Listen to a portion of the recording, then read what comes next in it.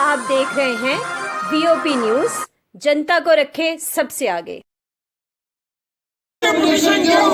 रोशनी act पर रोशनी act पर रोशनी act पर रोशनी एक्ट पर रोशनी एक्ट पर रोशनी एक्ट पर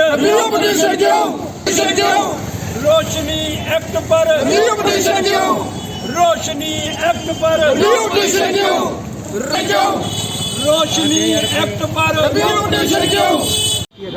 सर 11 करोड़ 42 लाख फारूक अब्दुल्ला की सारी ज़मीनें, सारी प्रॉपर्टी को टच कर दिया गया। एक अच्छा कदम। 20 लाख कनाल ज़मीन,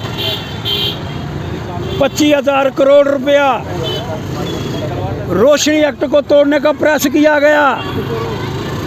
रोशनी एक्ट के ऊपर कार्रवाई की गई, लेकिन आज उस रोशनी एक्ट पर रिव्यू पिटीशन दायर करने का क्या इरादा था?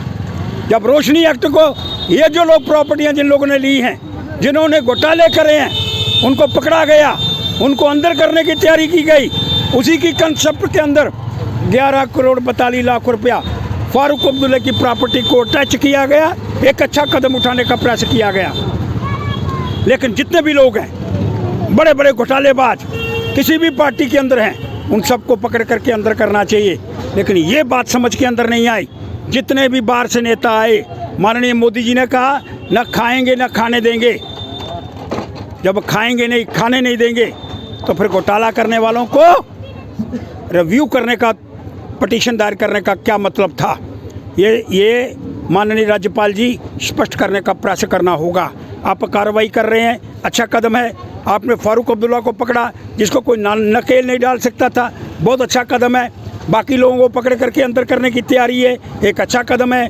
बाहर से जितने भी भारतीय जनता पार्टी के नेता आए, डीडीसी का चुनाव इस मुद्दे को लेकर के लड़ा गया कि रोशनी एक्ट के अंदर जो घोटालेबाज हैं, जो डाकू हैं, गुप्तकार गैंग वाले हैं, सबको पकड़ करके अंदर करना होगा। ये स्मृति ईरानी ने कहा, अनुराग ठाकुर जी ने कहा, जितने भी विज जी ने कहा, और आज मुझे ये पता चल रहा है कि रोशनी एक्ट के अंदर आपने रिव्यू पिटीशन दायर कर दी है। मतलब क्या 2 मरले लेने वाला चोर नहीं, 200 रुपया लेने वाला चोर नहीं, 1000 लेने वाला चोर नहीं, 100 करोड़ खाने वाला चोर नहीं, चोर चोर है। जब रोशनी घोटाला है, जब रोशनी घोटाला गुप्तकार गैंग का घोटाला है, फिर उसको दोबारा रिव्यू करने की ज़रूरत हमको क्या पड़ गई? क्या हम ये कहना चाहते हैं रोशनी घोटाले के अंदर जो घोटालेबाज हैं उनको छोड़ देना चाहिए? तो फिर फारूक अब्दुल्ला को क्यों पकड़ा गया? ये कुछ प्रश्न है जो बार बार इंगित करने का प्रयास करना चाहता हूँ। गीता मित्तल जी ने निर्णय दिया, एक अच्छा कदम। डबल बेंच ने फैसला दिया, बहुत बढ़िया कदम। और सरकार को रिव्यू करने की ज़रूरत क्या पड़ गई? सरकार इस पर कम से कम, मैं इसमें यह भी प्रत्यारोप करना चाहता हूँ, कुछ ब्यूरोक्रेट्स जिनकी ज़मीनें रोशनी एक्ट के अंदर जिन्होंने कैप्चर की हुई हैं, उन पर भी कार्रवाई होनी चाहिए। उनको भी पकड़ करके जेलों के अंदर बंद करना चाहिए। वही सोच माननीय श्री उपराज्यपाल जी, वो लोग रिव्यू पिटीशन दायर करने के अंदर दोषी हैं। आपको उन लोगों को जो ब्यूरोक्रेट हैं, उनको पकड़ करके अंदर करना होगा।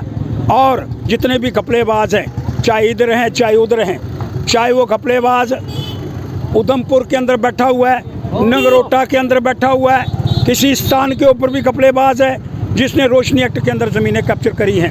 और कुछ लोग ये कहना चाहते हैं कि इसके लिए मैं स्पष्ट करना चाहता हूँ, उन घोटालेबाजों को पकड़ना चाहिए और रिव्यू पिटीशन किसने दायर करी, ये स्पष्ट करने का हमको प्रयास करना होगा और कार्रवाई करनी होगी, जैसे फारूक अब्दुल्ला पर करी। एक अच्छा कदम है। बाकी जितने लोग बाहर हैं उन पर कार्रवाई करो और सबको उठा करके अंदर करो। और जिन लोगों ने ये सरकारी फ्लैट अभी तक रखे हुए मंत्रियों ने, उन पर भी कार्रवाई करो, खाली कराओ और इन सब घोटालेबाजों को तिहाड़ जेल भेजो, ये कहने का प्रयास करना चाहता हूँ।